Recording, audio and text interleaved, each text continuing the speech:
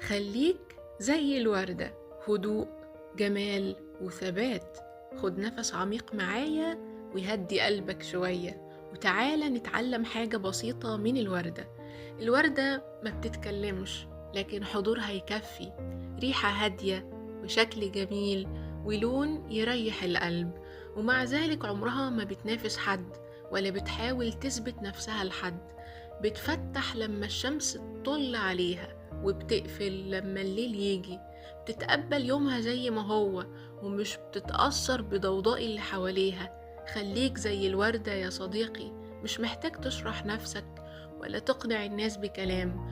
وجودك وهدوءك يكفي. لو حد قرب منك يشم ريحة طيبة، ولو حد اختار يبعد، الوردة تفضل وردة. اهتم بنفسك يا صديقي، واهتم بروحك، وخليك زي الوردة، تكبر بصمت وتضيف جمالك للعالم.